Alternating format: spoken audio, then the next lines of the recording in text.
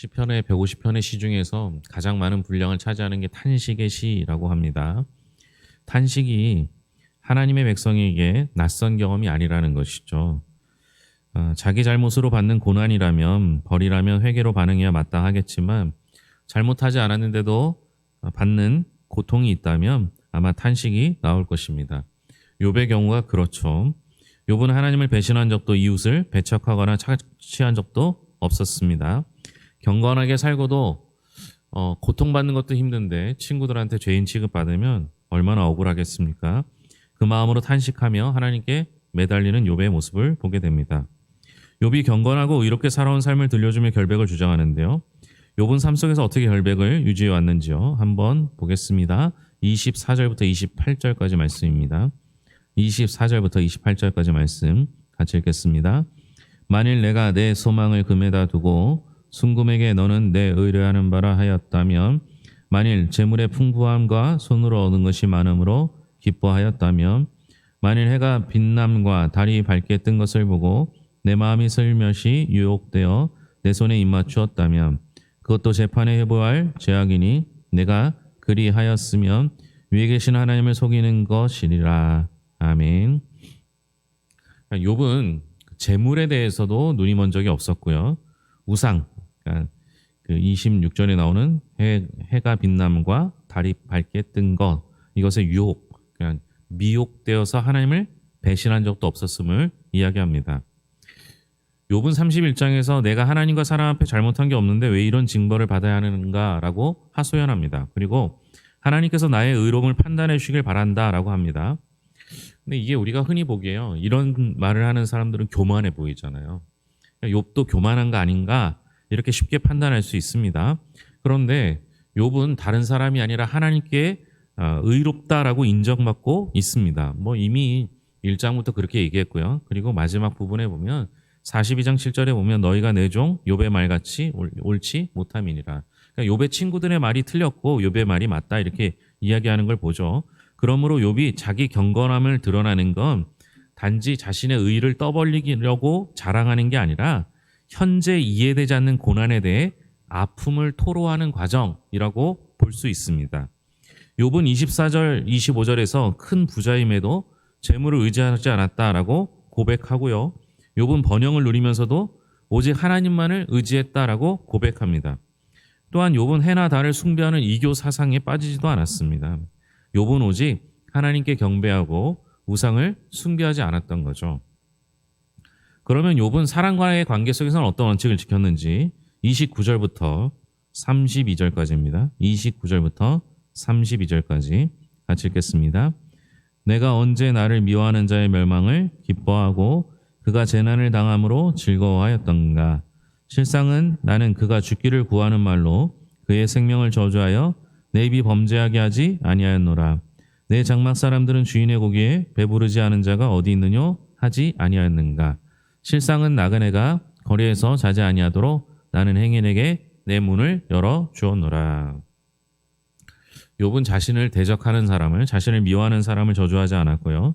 자신이 데리고 있었던 종들을 잘 돌보았고 지나가는 나그네도 환대했다라고 말합니다. 그러니까 욥은요, 그냥 의로운 사람이라고 불릴 수 있었던 이유가 하나님과의 관계에서뿐만 자란 게 아니라 사회에서 다른 사람들과의 관계에서도 언약 백성다운 삶을 살았습니다. 심지어 그는 자기를 대적하는 원수가 벌을 받을지라도 함부로 이 일을 기뻐하지 않았다라고 합니다. 욥은 사적 복수심에 불타서 원수가 넘어지고 망하기를 바라면서 저주하는 말을 내뱉지 않았죠. 이거는 욥 자신에게 자신을 위해서도 그렇게 할 수밖에 없었던 겁니다. 또한 욥은요, 나그네를 환대하는 일을 잊지 않았습니다. 그 소돔 땅의 사람들, 또 우리가 사사기에 보았던 그 이제 제사장이 첩을 데리고 돌아갈 때 그곳에서 사람들과는 달리 나그네를 환대했다라고 표현합니다.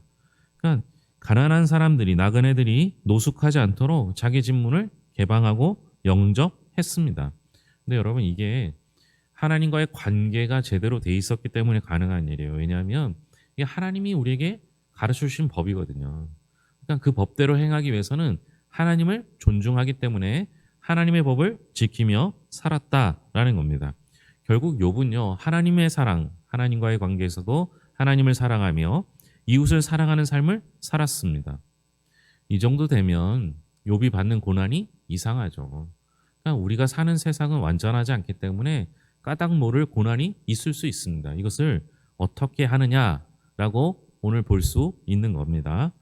그러면 욥은 하나님 앞에서 재판을 받고 싶어 한다라는 게 나오는데요. 욥이 두려움 없이 집 밖으로 당당하게 나갈 수 있었던 이유는 무엇인지 33절과 34절 두 절을 보겠습니다. 33, 34절입니다. 같이 읽겠습니다. 내가 언제 다른 사람처럼 내 악행을 숨긴 일이 있거나 나의 죄악을 나의 품에 감추었으며 내가 언제 큰 무리와 여러 종족의 수모가 두려워서 대문 밖으로 나가지 못 잠잠하였던가. 그러니까 욥이 바깥에 문 밖을 나갈 때 두려워할 이유가 없었던 이유는 뭐냐? 여러분 좀 부유하거나 이러면 시기 질투를 받잖아요. 그런데 그렇지 않아도 되는 이유는 자기가 자신의 악을 행하지도 숨기지도 않았기 때문이다라고 말합니다. 그러니까 욥은 위선자가 아니었어요. 죄를 짓고도 나는 죄가 없다라고 말한 사람이 아니었습니다. 자기가 한 번도 죄를 짓지 않았다라고 억지 부리는 게 아닙니다. 오히려 욥은 심지어 자신의 죄악이나 악행도 숨긴 적이 없다라고 말합니다. 욥이 두려움 없이 대문 밖에 나갈 수 있는 것은 아무 죄도 없이 완벽하게 살았기 때문이 아니라 자기 내면을 잘 포장해서 위선적으로 살았기 때문도 아니라 오히려 정직하게 살았기 때문이다라고 말합니다. 욥도 실수가 있고 잘못이 있으면요, 그것을 하나님 앞에서 성찰하고 고백할 수 있는 양심이 있었기 때문에 가능한 거죠. 그러니까 우리가 정직하게 사는 것, 굉장히 중요한 거죠. 또한 욥은 토지의 소산과 소유주에게 어떤 자세를 취했는지도 나옵니다. 38절부터 40절까지입니다. 38절부터 40절까지 같이 읽겠습니다. 만일 내 말이 나를 향하여 부르짖고 바디랑이 함께 울었다면, 만일 내가 값을 내지 않고 그 소출을 먹고 그 소유주가 생명을 잃게 하였다면, 밀 대신에 가시나무가 나고 보리 대신에 독보리가 나는 것이 마땅하니라 하고 욥의 말이 그치니라. 그러니까 남의 걸 토지 소산을 착취하지도 않았고 경작자의 생명을 함부로 해치지 않았다라고 밝히고 있습니다. 그러니까 욥이 소작농들에 대해서 어떻게 대했는지 다시 증인이 될 거라고 말합니다. 만일 땅의 수확물을 소작농들로부터 강제 수탈하여 자신의 배를 채웠더라면 땅 자체가 욥을 향해 부르짖을 거라고 말합니다. 여러분, 땅이 어떻게 부르짖어요? 땅이 어떻게 말해요? 이건 뭐예요? 하나님이 내 앞에 있다라는 사실을 인정하고 살았던 거예요. 그러니까 욥이 소작농이라면 굉장히 약한 사람들이잖아요. 그리고 이 당시에 대부분 뭐 그 후도 마찬가지고 지금도 마찬가지지만 소작농들, 가난한 사람들, 노동력들을 다 착취하며 현재의 상황이 현재의 사회가 이루어진 거 아닙니까? 그런데 욥은 그렇게 하지 않았어요. 이유는 땅이 보고 있었기 때문에, 더 정확하게 말하면 땅을 지으신 하나님이 보고 계시기 때문이다라고 말하는 겁니다.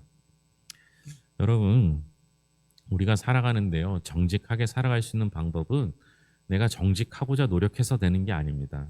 항상 내 앞에 하나님이 계시다는 사실을 알아야 하는 거죠. 욥은 그 사실을 알고 살았어요.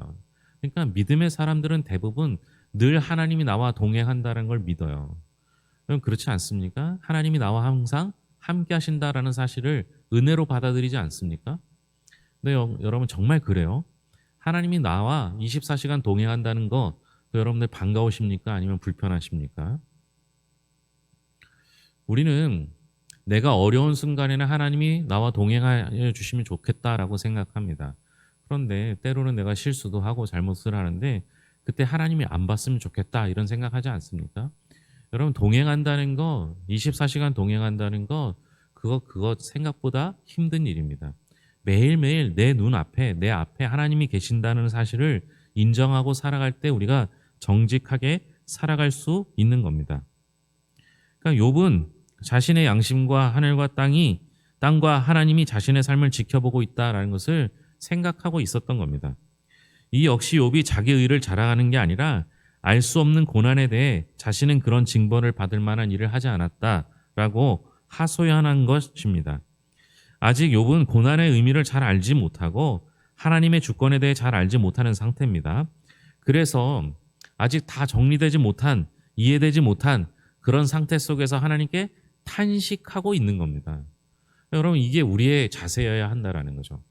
욥기 참 이해하기 어렵습니다. 제가 여러 그 번역본으로 다양한 번역본을 통해서 읽고 있는데요. 이 욥을 다 몇 번을 읽어야지 이해가 될지 모르겠어요. 그러나 분명한 건 뭐냐? 욥을 통해서 욥은 하나님의 뜻을 잘 알지 못해요. 아무리 의로운 사람이라고 해도 하나님의 뜻을 다 알 수 없다는 걸 보여주고 있어요. 여러분, 그러면 우리는 어떻겠어요? 하나님 앞에 의롭다 인정받는 욥, 다른 사람과 다르다는 욥, 그도 하나님을 다 이해하지 못했는데 여러분들은 하나님을 다 이해하실 수 있습니까? 성경을 공부하고 연구하는 목회자도 하나님을 다 이해하지 못하고 욥이 어려운데, 욥기가 어려운데 우리가 어찌 다 하나님을 이해할 수 있겠습니까? 우리의 출발점은 여기 있어야 한다라는 거예요. 우리는 하나님을 다 알지 못합니다. 그러니 지금 이 이해되지 않는 상황 가운데서 하나님 내게 말씀하여 주시옵소서. 하나님 내게 해결하여 주시옵소서. 이런 고백, 이런 탄원을 할 수 있어야 한다라고 보여주고 있는 게 욥기의 주요 내용이라 볼 수 있겠습니다. 욥은 자신을 고발하는 자들에게 어떻게 반응하는지 35절부터 37절까지입니다. 35절부터 37절까지 같이 읽겠습니다. 누구든지 나의 변명을 들여다오. 나의 서명이 여기 있으니 전능자가 내게 대답하시기를 바라노라. 나를 고발하는 자가 있다면 그에게 고소장을 쓰게 하라. 내가 그것을 어깨에 매기도 하고 왕관처럼 머리에 쓰기도 하리라. 내 걸음의 수요를 그에게 알리고 왕족처럼 그를 가까이 하였으리라. 욥은 자신을 고소하는 자들의 고발장을 들고 당당히 하나님의 재판정 앞으로 나아가겠다라고 말합니다. 여러분, 이 태도가 오늘 결론이라고 볼 수 있어요. 욥이 고난당하고요, 친구들이 위로하러 왔다가 욥이 하나님 앞에 회개하지 않는다는 이유로 자신이 가진 생각을 주입합니다. 그러니까 그들은 욥을 판단하는 게 아니라 결과를 보고 욥을 정죄하기 시작했죠. 그래서 욥은 순식간에 친구들로부터 죄를 짓고도 회개하지 않는 사람이라고 평가되어져 버렸습니다. 여러분, 우리도 이렇게 하잖아요. 친구들로서, 주변에 있는 사람들로서 다른 사람을 내 잣대로 평가하잖아요. 결과를 보고 평가하잖아요. 그러면 여러분 어떻게 하시겠어요? 얼마나 억울할까요? 네? 욥은 정말 억울했을 겁니다. 잘못도 안 했고 힘든데 친구들한테 억울한 누명까지 쓰게 된 거예요. 그럼 여러분 같으면 억울해서 그거 어떻게 견디시겠어요? 그런데 욥의 태도를 보세요. 욥이 그 친구들과 논쟁하는 것 같지만 사실 욥의 내용들을 자세히 살펴보면 모든 게 다 하나님께만 탄원하고 있습니다. 그러니까 차라리 그들과 친구들과 단판을 짓거나 논리적으로 싸우거나 이러는 게 아니라 하나님 앞에서 재판을 받고 싶다는 거예요. 하나님이 나를 판단해 주시길 원한다, 이렇게 말하는 겁니다. 억울할 때가 있어요. 목회를 하다 보면 억울한 일을 당할 때가 많아요. 그런데 욥기를 보면서 그 억울할 때 누군가에게 설명해서 억울함을 푸는 게 아니라 하나님 앞으로 가져가는 거예요. 하나님 앞에 가져가서 하나님께 재판을 받는 거예요. 그러니까 판단은 오직 누가 하시는 거예요? 하나님이 하시는 거예요. 이것은 단순히 교만한 자세가 아니라 너무 힘들어서 하나님께 탄원하며 하나님의 판단을 구하는 자세라고 볼 수 있습니다. 우리는요, 정직한 판사도 정확한 판단을 내릴 수 없을 때가 많아요. 그게 인간의 한계가 있기 때문에 그렇죠. 그러니 우리는 아무리 억울한 일이 있다 할지라도 하나님께만 구하여 하나님의 위로를 받을 수 있었으면 좋겠습니다. 욥은 당당합니다. 여러분, 이상해요. 욥은 재물도 자녀도 다 잃었어요. 심지어 병에 걸렸어요. 가족도 다 떠났어요. 친구들도 자신을 정죄해요. 그런데 당당해요. 어떻게 이렇게 당당할 수 있는가? 욥은 악을 행하거나 은폐하려고 하지 않았기 때문입니다. 부와 권력을 지닌 사람이 아닌 진실한 사람만이 당당할 수 있는 겁니다. 여러분, 좀 가난하고 좀 약해도 당당한 사람이 됐으면 좋겠어요. 그러기 위해서 진실한 사람이 되길 바라고요. 진실한 사람이 되기 위해서는 항상 내 앞에 하나님이 계시다는 사실을 잊지 않았으면 좋겠습니다. 그래서 그런지 욥은요, 탄식하면서도 하나님께 더 가까이 나아갔습니다. 하나님께만 판단을 받았고 하나님께만 재판을 요구했습니다. 설명하거나 설득하려는 과정이 아니라 하나님께 판단 받고 하나님의 뜻대로 행하기를 다짐하는 주님의 성도들이 될 수 있기를 바랍니다. 기도하겠습니다. 하나님 아버지 감사합니다. 우리는 하늘 백성입니다. 이 사실은 변하지 않습니다. 하늘 백성이라면 하늘 보고 이야기하게 하여 주시옵소서. 하나님 아버지, 억울한 누명을 쓸 때도 있고 오해받을 때도 있습니다. 하나님, 사람의 눈은 한계가 있고 사람의 생각도 한계가 있기 때문에 어쩔 수 없는 과정인 듯 싶습니다. 하지만 하나님 아버지, 우리가 그들을 설득하거나 설명하여 내 뜻을 관철시키는 것이 우리의 목적이나 목표가 되지 않게 하여 주시옵소서. 무엇보다 하나님 앞에 서게 하시고 하나님 앞에 선 단독자로 하나님께 인정받기 위하여 날마다 힘쓰는 자들이 되게 하여 주시옵소서. 사람의 인정은 우리를 즐겁게 할 수 있으나 아무 의미가 없습니다. 하나님께서 인정하시면 하나님의 백성이 되고 하나님의 자녀가 되고 하나님의 친구가 되어서 하나님과 동행하는 삶을 누리게 될 줄로 믿습니다. 정말 믿음의 사람이 되어서 하나님이 나와 24시간 동행하는 것이 기쁘고 행복하게 하여 주시옵고, 주 하나님 아버지, 주님이 원하신 뜻을 찾아 하나님께 위로받고 또 하나님 아버지 많은 사람을 위로하는 삶을 살 수 있도록 붙잡아 주시옵소서. 하나님 아버지, 비가 오고 천둥이 치고 좋지 않은 날씨 속에서도 이 자리까지 나오는 발걸음들을 소중하게 여겨주시옵고, 여러 가지 사정으로 인터넷으로 함께 예배하는 이들 주님 함께하여 주셔서 주님의 은혜를 동일하게 내려 주시옵소서. 하나님 아버지, 우리의 건강을 지켜주시옵고 특별히 추운 날씨 속에서 감기나 몸살, 독감, 여러 가지 질병으로 고생하는 이들을 주님께서 붙잡아 주시옵소서. 날씨만큼 차가운 마음을 가지고 있는 이들 하나님 아버지 위로하여 주시옵고 따뜻하게 바꿔주시며 가정마다 복되게 하시고 가정이 회복되는 놀라운 역사가 이루어지게 하여 주시옵소서. 주님 아시오니 우리 성도들 가정을 방문하여 주시옵고 위로하여 주실 것을 믿으며 모든 것을 예수님의 이름으로 기도합니다. 아멘.